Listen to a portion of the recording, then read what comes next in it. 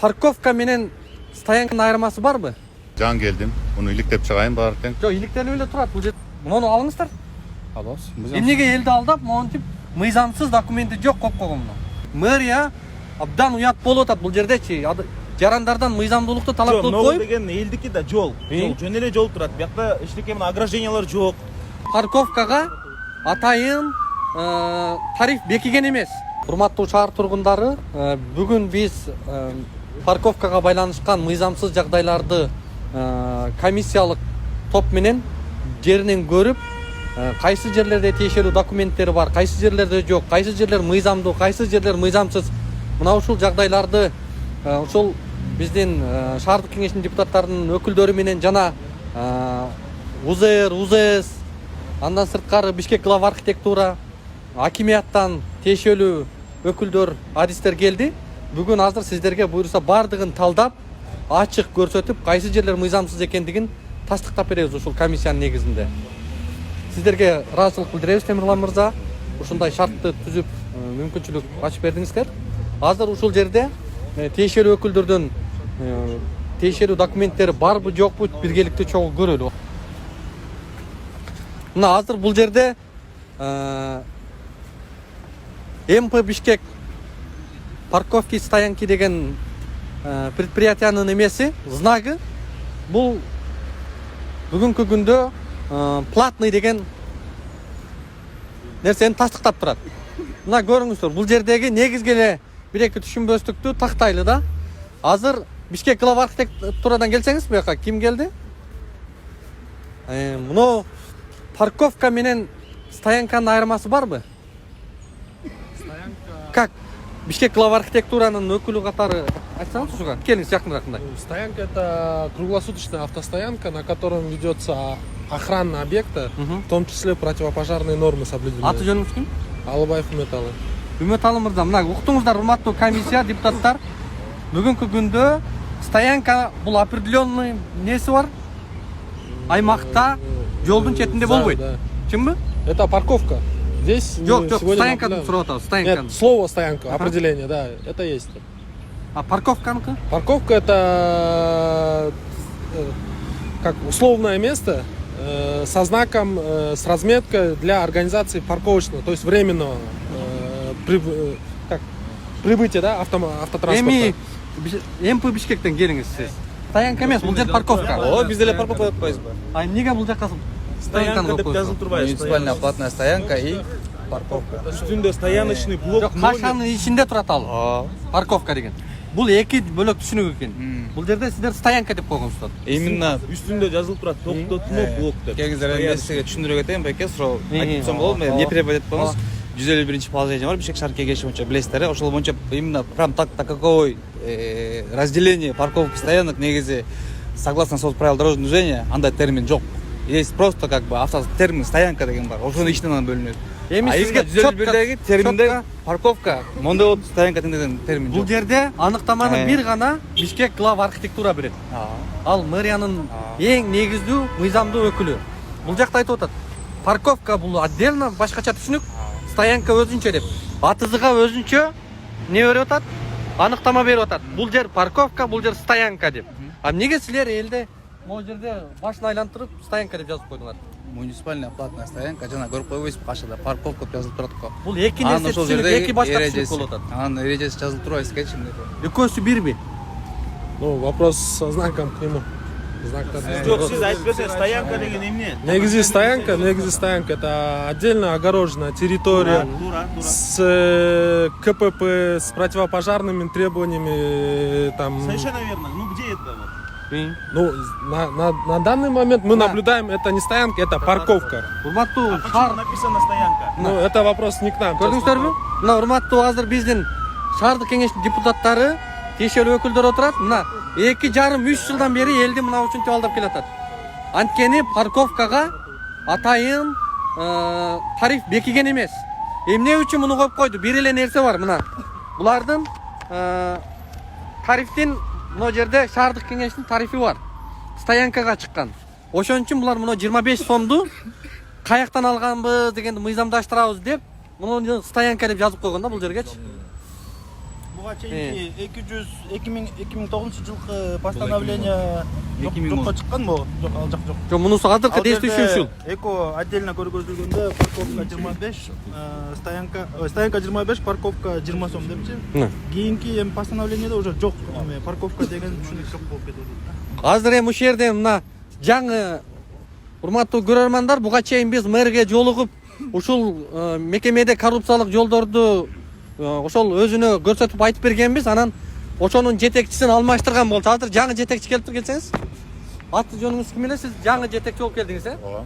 Ушул мекемеге. Көрдүңүз, азыр биринчи мыйзам бузуу мына ошол жерден башталып атат. Көрдүк, бирок ограничение убакыт коюптур берге. Кашанын ичинде парковкада турат. Мен биякта да тарашпайм, жаңы келдим. Муну иликтеп чыгайын баары тең. Жок, иликтелип эле турат. Бул жерде Жок, ошо бизде дагы тактайбыз дагы, может бир эле бланкта заказ берилет деп атам да, ушу знактарчы. Ичине парковка депчи. Эми мына жерде окусаңыздар.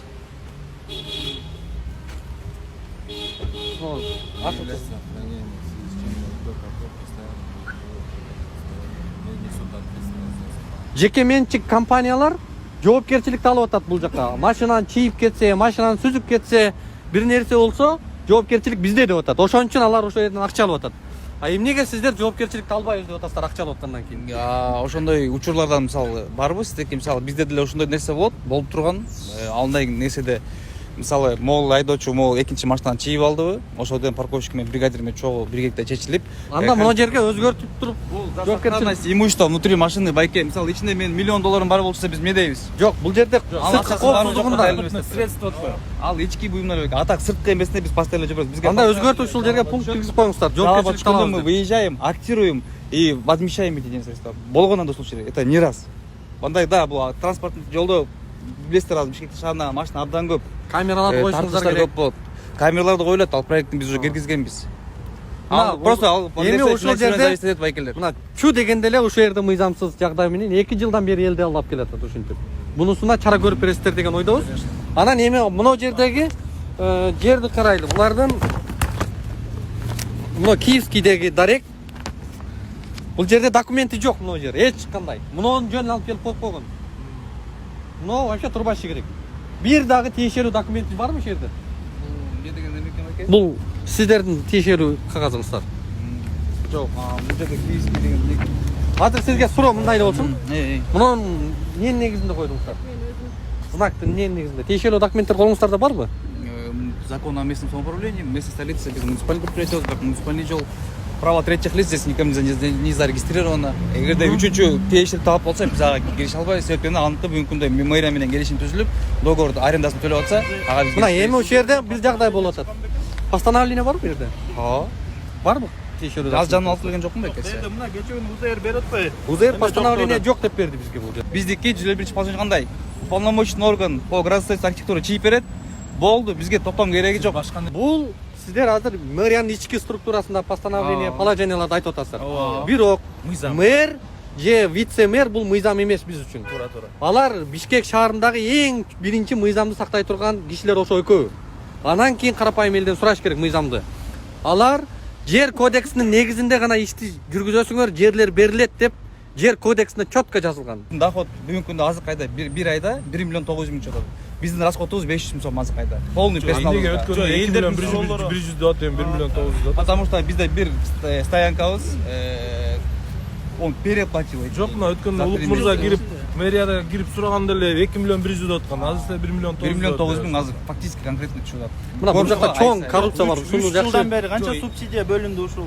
За каждый год ли? По 8 миллионов. 8 миллиондун айына. 3 жылда ошондо общий канча болду? 17 24 миллион силерге бөлүндү. Сиздер канча таптыңыздар?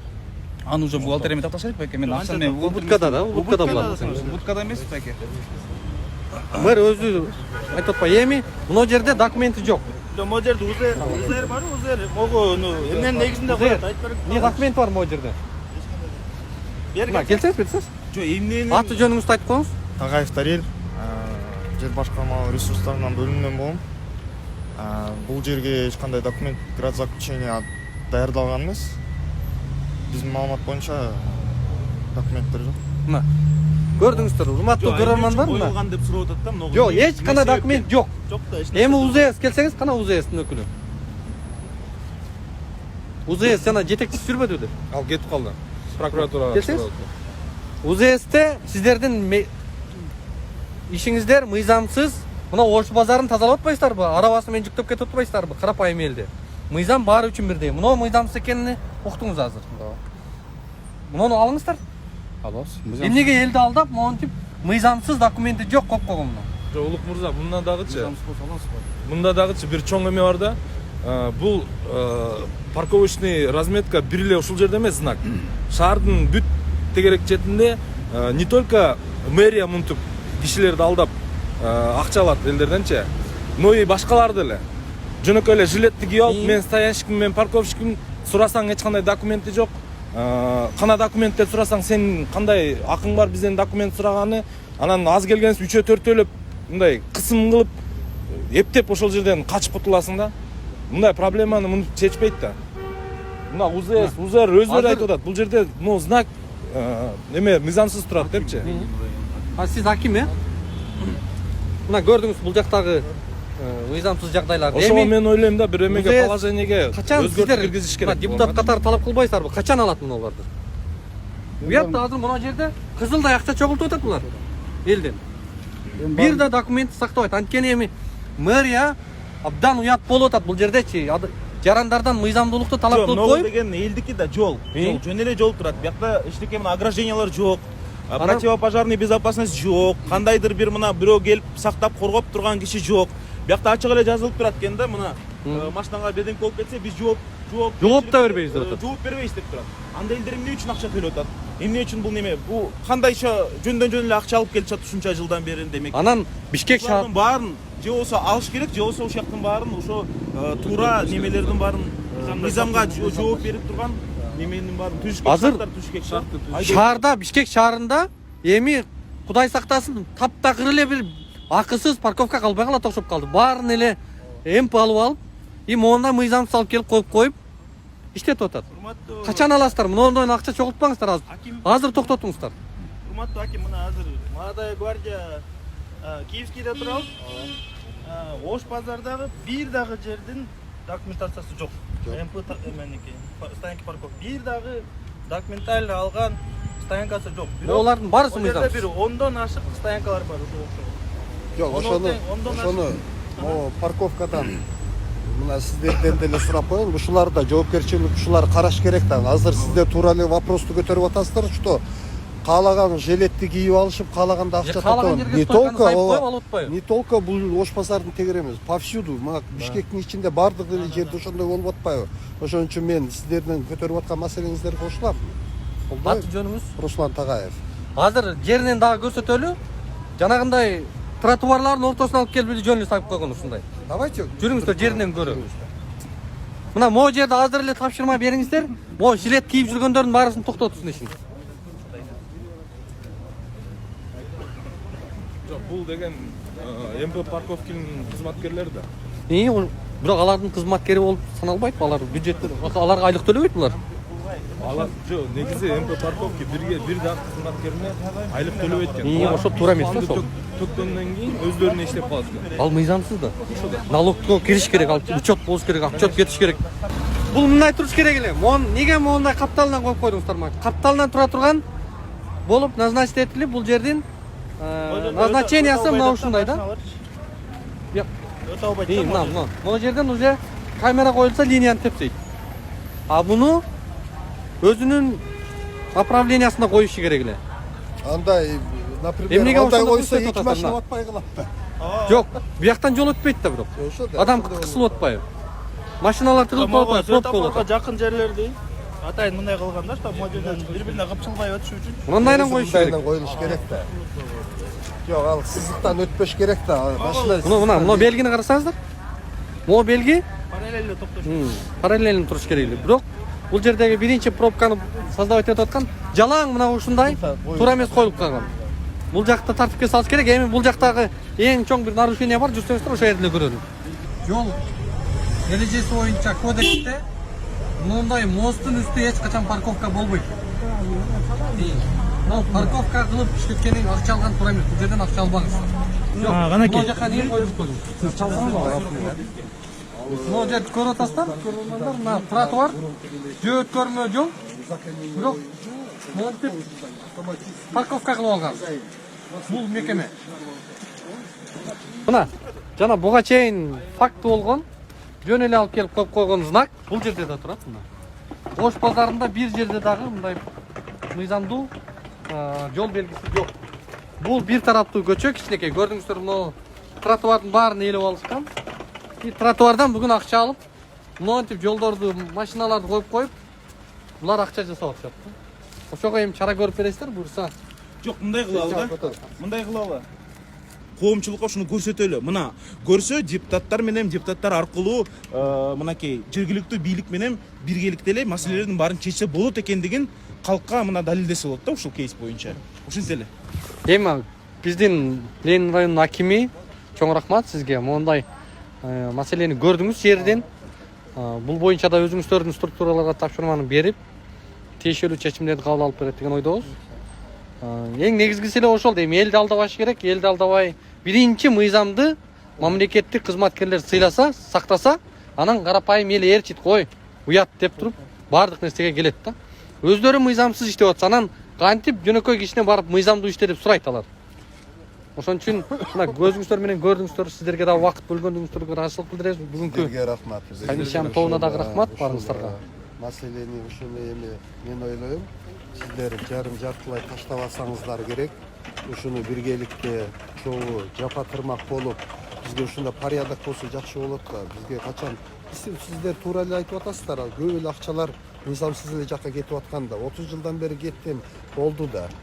Жаштар келип аткандан кийин, ушундай инициативаны көтөрүп аткандан кийин биргелешип жапатырмак ушулдан пайдаланып, мына Бишкектин жашоочу тургундарына да кайрылат элем. Сиздер парковканы келгенде коюп атканда машинаңыздарды сиздер кай жакка коюп атасыздар? Тротуардын үстүнө коюп атасыздар. Эгер сиздерге бирөөлөр мыйзамсыз акча сураса, ошолордун сиздер квитанцияларын, ошолордун сиздер дагы жардам бериңиздер. Эми шаарда кичине бекер парковкалар деле болуш керек да, баарын эле платный кылып алсаңар анда эл эмне болот мындай? Ошол жагында караштырабыз. Ошол жагын только акча табыш керек деп коюп эле бар предприятияга бизге айтып коеюн, өзүңөрдүн мындай жаман нерсе деп эле айтып кеткенде туура эмес да. Оңой эле да мындайчы, могу жерде эмес бузуп салышчы. Негизинде туура нукта направление көрүп көрсөңөр, биздин сунушуңарды карап көрөлү. Ооба. Мен ГКЧПсы туурабы, же болбосо частныйга прямой берип салган туурабы, же бюджет өзү өстүргөн туурабы, ошону карап чыгышым керек да. Анан мен мэрге доклад бериш керек. Мэрден указание болгон, сиз айткандай, баягы парковкалардын баарын тең жок кылабыз, ГКЧПга которобуз дегенчи. Ошону бирок биринчи мэрге барып эле сразу эле туура эмесин дагы иликтеп беришибиз керек да. Сиз айтып атасыз да, сиз өзүңүздүн ишканаңыздын кемчиликтерин билесизби? Көрдүм мен. Мына жаңы келдим деп атасыз. Сиз буга чейин таанышкансыздар өзүңүздүн должностуңуз менен. Эмне кемчиликтери бар, кандай программаңыз барбы өзү негизи сиздин өнүктүрүү үчүн? Даярдап атам ушу понедельник күнгө чейинчи. Азыр бияктан биринчи карап программа түзүүгө мүмкүн болбоду. Себеп дегенде биринчи булардын казыркы ситуациясын көрүш керек болду. Бияк айткан абдан көп мүчөлүктөр бар экен. Бирок ар бирине жана айтпадым деп. Ар бир парковкага бирден карап чыкпасак, общий жооп бергенде болбойт экен. Сиздин жумушка дайындалышыңыз кандай, мындай на конкурсной основе болду же Назначение менен. назначение менен эле болду?